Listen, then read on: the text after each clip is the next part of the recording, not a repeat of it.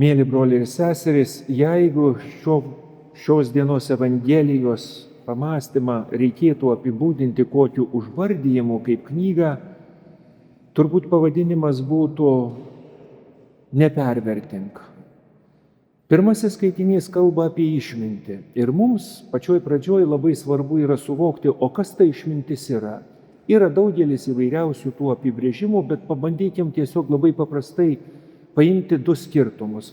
Tarkim, vienoj pusėje yra išmintis, antroj pusėje kas būtų durnumas, kvailumas arba jeigu kas mėgstat kažkaip tos geresnius žodžius, tai išminties trūkumas. Kuo pasižymi išmintis? Išmintis žino savo ribas. O paklausk išmintingo žmogaus ir jis pasakys, tą žinau, to nežinau, tą moku, to nemoku. Kitoj pusėje, kur bus kvailumas, durnumas ar išminties stoka, nesvarbu kaip įžodinsim, nėra jokių ribų. O žmogus, kuris paikas yra, jis viską moka, viską sugeba, išskyrus tai, kad tikroviai šitų dalykų jis negali padaryti. Ir štai pirmajam skaitinį mums kalba, kad Dievas pasirenka išmintį. Ir šiandien, kai pradedam naujus metus, Dievas klausia, ar aš ir tu žinom savo stipriasias ir silpnasias savybės? Ar gerai pažįstu, kokios jos yra? Juk štai žiūrėkite, mūsų kūnas visų yra skirtingas, bet tuo pat metu mes žinom, turim ribas. Štai kažkas pervargsta, kažkam širdis plaka, jis nebegali daryti. Kažkas labai jautrus yra peršalimui, kažkas labai jautrus yra kantrybės stokai ir taip toliau. Ir štai Dievas kviečia mus būti išmintingai žmonėms. Juk nėra taip, kad mes būtume visą galvą aukštesni už kitus. Priešingai, kartais visą galvą žemiau turim įvairiausių silpnybių, kažkokių sveikatos trūkumų ir daugelio kitų dalykų. Ir štai, o kodėl būtent nepervertinti? Juk ne veltui liaudyje yra daug įvairiausių tokių posakių, kurie susišaukia su tuo nepervertinimu. Vienas iš tokių turbūt beveik visiems girdėtas, kad pučiasi kaip varlė prieš jautį. O tai įsivaizduoju esas kažkas, o iš tikrųjų nesu kažkas. O kiek mano ir tavo širdies gerumas gali būti išbandytas nepatogumu. Reikia ką nors padaryti ir mums nepatogu. Kartais, kaip jaunimas sako, kartais žiauriai nepatogu. Ir mano gerumas gali nugalėti tuos sunkumus ar ne. Kiek galiu atleisti tam žmogui ir būti geranoriškas kito žmogaus atžvilgiu. Kai jis pasako vieną smulkmeną, dvi smulkmenas, tris smulkmenas. Kada nustoju rūpintis ir kovoti su savo pikčiu viduj, gesint kaip koks ugniagesys, kai artimo elgesys mane pradeda erzinti. Ar priešingai, leidžiu šitai ugniai užaugti tokiai, kad pradedu kaip koks slibinas spjaudytis liepsną, nuo kurių iš tikrųjų šalia esantys žmonės nudega. Ir tai yra mano ir tavo gyvenimo tikrovė. Juk būtent tavo ir mano širdis, esant nepatogumui, pasirodo tokia, kokia yra. Jėzus primygtinai prašo, kad mes prisimintume ir liktume ištikimiem, kaip mes esam sukurti. Kad mūsų širdis yra sukurtos mylėti ir daryti gerą. Bet įvairiausių tų pagundų arba iš tikrųjų tų sunkumų ir kažkokių kitų dalykų mūsų gyvenime yra tiek apščiai, kad kartais pamirštam, kas mes iš tikrųjų esam. Štai kodėl, mėly broliai ir seserys, kas sekmadienį mes susirenkam į bendrą maldą, tam, kad iš tikrųjų vieni kitus pastiprintume kaip bendruomenė, kaip tikinti žmonės, tam, kad iš tikrųjų išgirstume, ką Dievas šią savaitę nori pasakyti man ir tau, kad galėtume priimti švenčiausią sakramentą ir sustiprėti savo širdį. Kad ateinanti savaitė vėl būtų žinant savo ribas. Vienas vaikas, nei paauglys, toks amžius, kai iš vaikystės pereinama į jauną paauglystę, kai tiesiog vaikai dažnai sako, neaiškink, nemokyk, viską žinau, viską suprantu ir iš principo neaiškinkit man, kaip gyventi.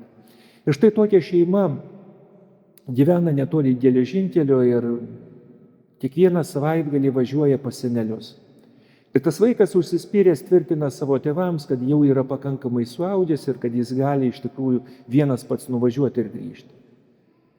Nu, tėvai kažkaip nedrąsiai žiūri į jį, nu, bet jis tiek jau užsispyręs yra ir sako, gerai, nuperka bilietą ir duoda paskutinius patarimus, į kuriuos žinoma vaikas sako, tik greičiau baikit ir aš važiuoju. Galiausiai tėvas įbruka į jo ranką lapuką ir sako, jeigu tau būtų kartais labai baisu, perskaityk šitą lapelę. Įsikiša į kelnių kišenę ir vaikas tiesiog strimgalviais įbėga, po to net neatsisveikindamas su savo tėvais, susiranda plackartę, gerą vietą atsisėda prie lango ir žiūri pro langą. Taip įdomu jam žiūrėti, kad iš malonumo jis sukelia kojas tiesiog, pakiša po savim, atsisėda ant suolo ir eidamas konduktorius jį stipriai subara. Nukrenta ūpas už tai, kad kojos pakeltos yra. Ir staiga pradeda matyti, kaip renkasi įvairūs svetimi žmonės, kai kurie gerokai apšilę, keikiasi, garsiai juokiasi, kažkur kažkas barasi tarpusavį, žodžiu vyksta gyvenimas ir jam pasidaro baisu.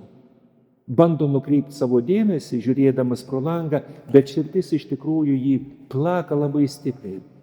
Ir jis bijo. Ir jam negera yra. Ir staiga jis prisimena tėvo pasakymą, kad jeigu bus baisu, perskaityk tą lapelį.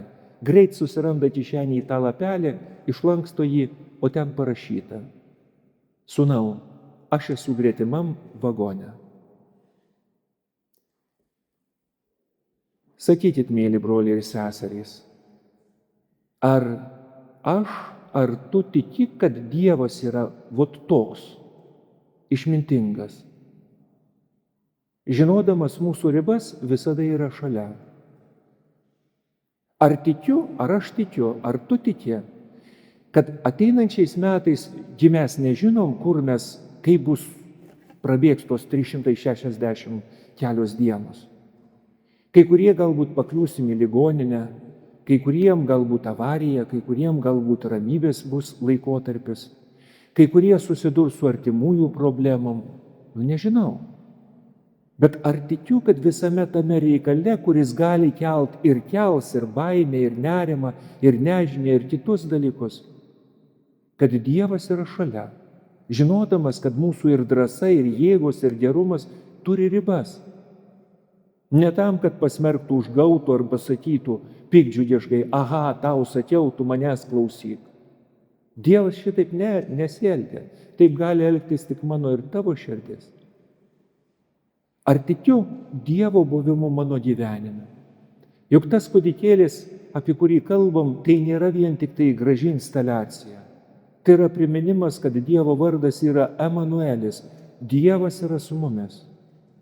Ir jis ateina ir gimsta va tokiu paprastu mažyčiu kūdikiu, kad nei mano, nei tavo širdis nebijotų būti gera.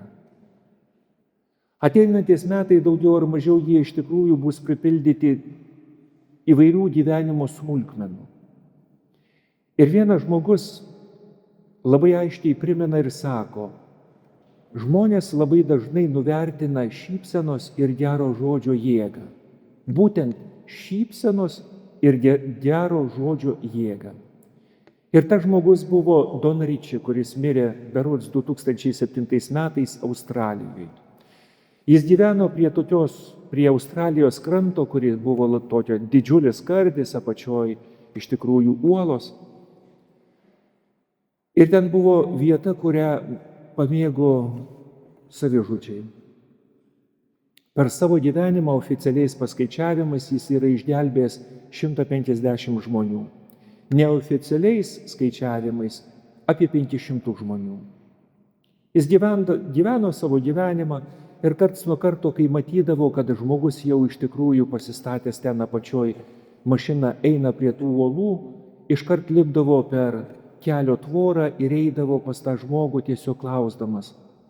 Nusišypsodavo ir klausdavo, ar yra, kuo aš galėčiau tau padėti. Ir paprastai kviesdavo šitos žmonės užeit pas save į namus, kad galėtų atsigerti arbatos. Ir daugelis žmonių iš tikrųjų po eilės metų grįždavo, kartais grįždavo su savo vaikais, pirštų rodydami, kad va čia yra tas žmogus, kurio dėka ir tu esi šitam pasaulyje. Nes jis tik nusišypsojo, pakvietė ir pakalbėjo su manim.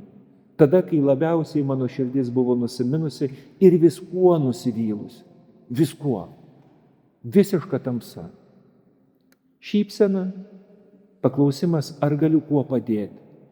Truputį širdies šilumos ir tam žmogui, tiem žmonėms prašviesėjo. Sakykit, mėly broliai ir seserys, ar norėtume tokios paprastos, bet drąsios širdies, kad nenumotume ranką ir nepasakytume, ai, ne mano kiaulės, ne mano pupos te pasiunta, ko aš čia kišiuos. Jeigu paprašys patys, galbūt ir padėsiu. Bet ne, Dievas trokšta va tokios drąsios ieškančios širdies. Štai kodėl, mėly broliai ir seserys, šiandien Dievas ir kviečia, kad mes turėtume išmintį. Kai turim išminties, mes žinom savo ribotumą.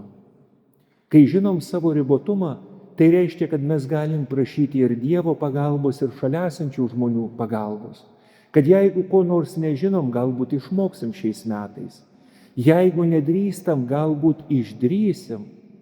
Jeigu iš tikrųjų mūsų širdis yra nusiminusi, gal su Dievo ir šalia esančių žmonių pagalba šiek tiek prašviesies. Štai kodėl prisiminkim, mes kaip tikinti žmonės šiandien Evangelijoje girdim paprastą dėsnį, kuris, pats pagrindinis, galėtumėm sakyti. Žodis tapo kūnu, vot apčiuopiamų daiktų, nes yra žodžiai ir yra veiksmai. Tikrovė apie mano ir tavo širdį nėra žodžiuose, dėja, bet nėra žodžiuose, o būtent veiksmuose. Žodžiai yra svarbus, kaip ką tik kalbėjau. Tačiau mūsų gyvenimo tiesa pasireiškia mūsų veiksmuose, mūsų pasirinkimuose. Štai kodėl meldžiamės ir prašom, kad mūsų tikėjimas jis nebūtų toks, kaip cukraus pudra, kuri tik tai pabarstyta ant viršaus. Tačiau, kad ji iš tikrųjų būtų kažkas, kas perkeičia mūsų širdį iš vidaus, kad ta mūsų širdis būtų išmintinga ir kad iš tikrųjų mums rūpėtų ir mūsų, ir šalia esančių žmonių gyvenime. Ir tada Dievas iš tikrųjų, kuris laimina kiekvieną iš mūsų, suteiks, ko labiausiai reikia, tos dvasinės išminties, kad nepamirštume, kas gyvenime yra svarbiausia. Tad šiandien visi kartu susirinkę ir prašykim, kad Dieve duok mums išminties, kad nepervertintume savo jėgų, kad realiai matytume, kas gera, o kas silpna.